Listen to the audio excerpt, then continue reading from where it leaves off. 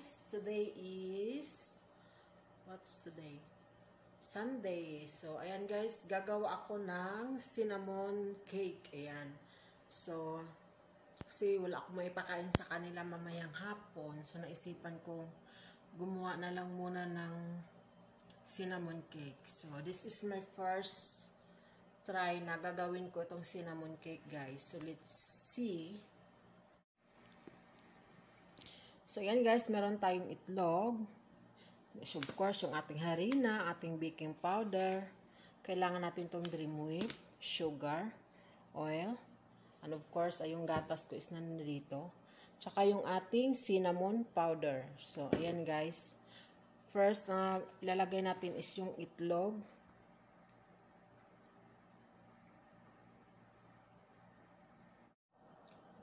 So, ayun dito is itlog muna, 4.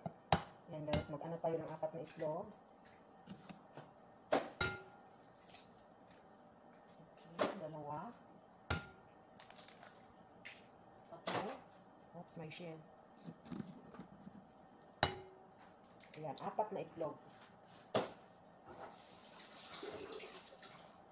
Tapos, lagay tayo ng Dream Whip. So, konti lang guys. So, i-mix muna natin siya sa mixer. Okay, alright.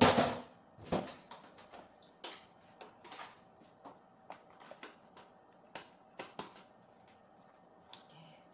I-mix natin siya guys. Of course, nandito yung ano natin. Ating saksakan. Di pa tayo dito. Okay.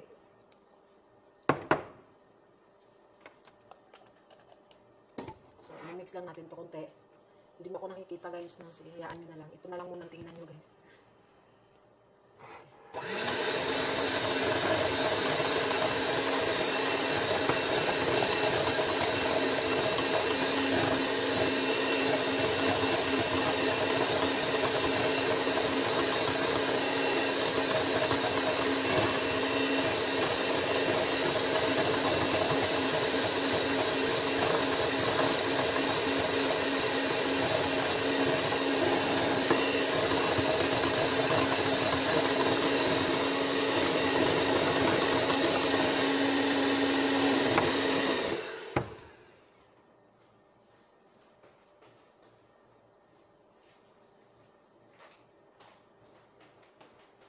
So, ayan guys, ilalagay na natin yung dapat natin ilagay.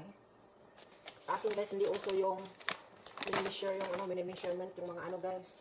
Basta lang buhos na buhos. Okay, alright.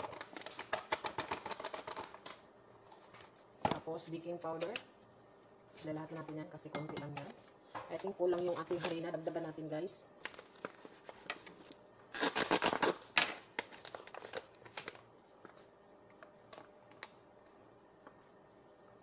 Siguro yan. Tapos lagyan natin siya ng gatas. Wala kasi akong liquid, so ito na lang yung ilalagay natin sa powder. 2 kutsara lang. Tapos lagyan ulit natin ng Dream Whip guys. Lalapin na yung Dream Whip natin. Ano pa ba?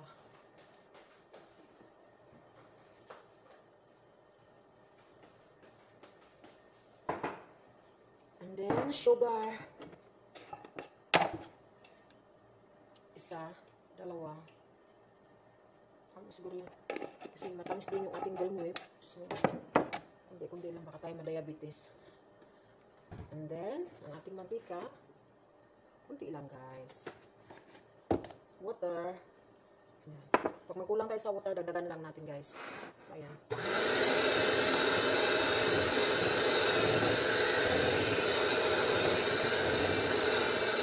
So, ayan. Kulang talaga siya ng tubig.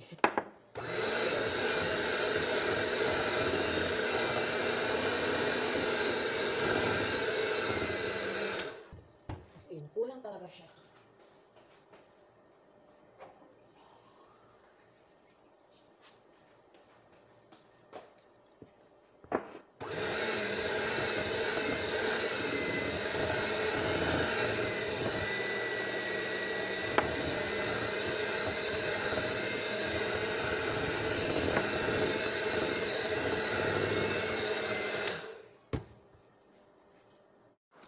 ito na siya guys. Ayan. So, magbukod ako ng kaunti. Nakikita nyo ba ako?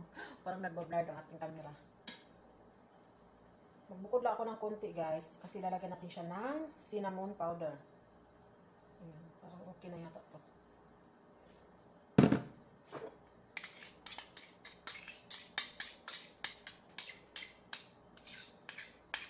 Ano pala guys, dapat siya, meron din siyang vanilla flavor, pero wala ako. So, ito na lang muna. Wala tayong vanilla, no? So, ito, lagyan natin siya ng darsin powder. Darsin in Arabic, so sa ano is cinnamon powder, no? So, ayan. Bubudbud ko lang, dami-damihan ko. Kasi ito yung pinaka-flavor natin to eh. Ang ating cinnamon powder. So, i-mix-mix lang natin. Ang cinnamon natin may flavor na ano, may sugar. Okay lang.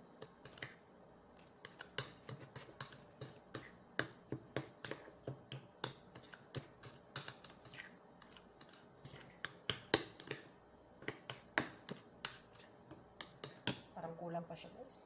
Dagdagan pa natin.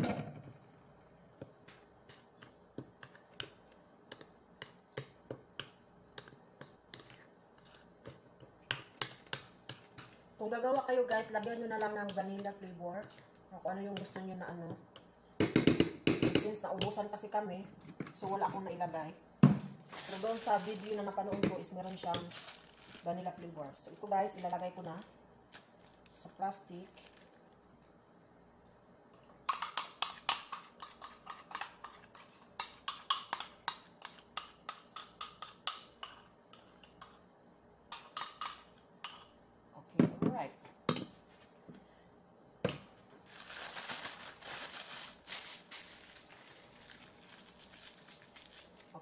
So, ilalagay na natin siya dito sa ating hulmahan.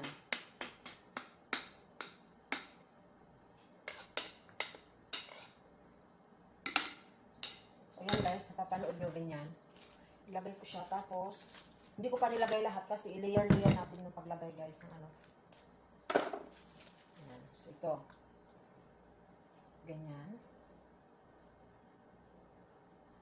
Yun yung napapanood ko eh. Okay. Tapos, wait lang guys.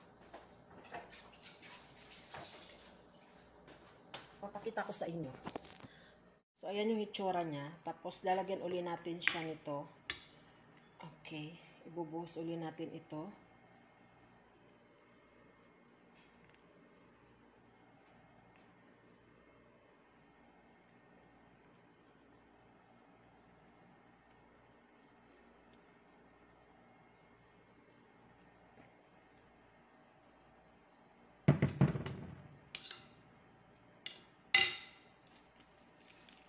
Ito ulit, layer ulit natin.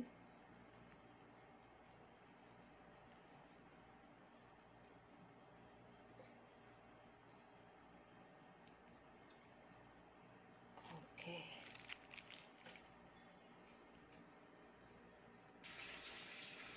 So, ayan. Okay na siya guys. So, iluluto na natin sa ating oven.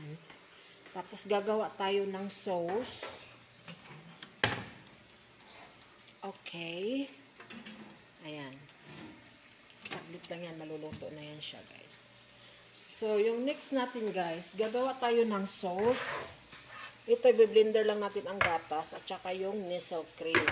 Yun yung itatoppings natin pag naluto na yung ating cake. Tapos, lalagyan natin siya ng Hershey. So, mamaya na tayo mag-blender, guys. Ayan guys, luto na po yung ating cake. Ayan, 30 minutes lang siya guys. Luto na siya agad. So ngayon guys, lalagyan natin siya ng topping. So aalisin natin siya at ililipat natin siya dito. Ayan. Natuklap yun guys. Oh. Tatakpan na lang natin ng toppings. Ayan, alis ko na siya dito sa ating, ililipat natin siya dito guys. Ayan. So, lalagyan natin siya ngayon ng toppings. Ang ganda ng cake, oh. Yan, natuklap siya guys pagtanggal ko, pagtaob ko. Yan guys, lagyan na natin siya ng ating blender na gatas at may matawag nito.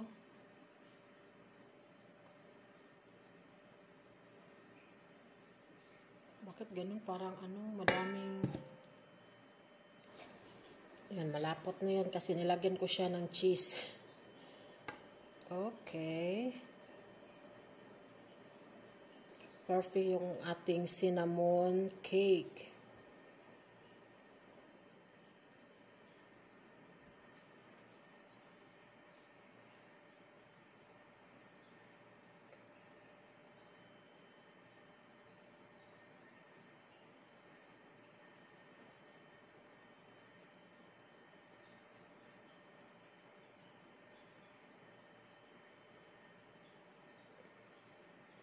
Tapos, lagyan natin siya ng Hershey na syrup. Chocolate Hershey. Okay. Nabutas na ba to? Nabutas na pala siya.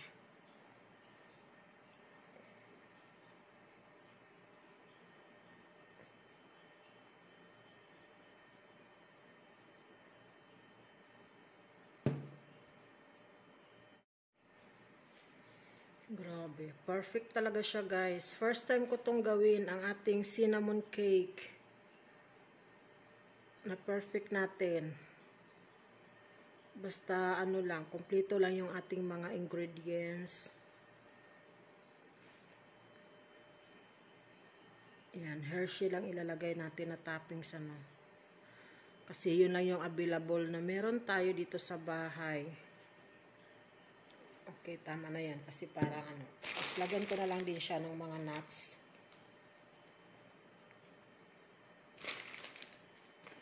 Lagyan natin siya ng mga nuts. Wow! Natutuwa na naman ang lola ko nito. Kaya lang bawal siya nito kasi matamis.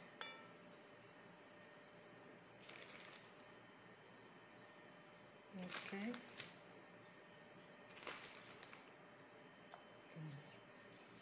Ayan guys, perfect na yung ating cinnamon cake. Ayan. Ganda. Lagyan natin siya sa ref para malamig. Wow!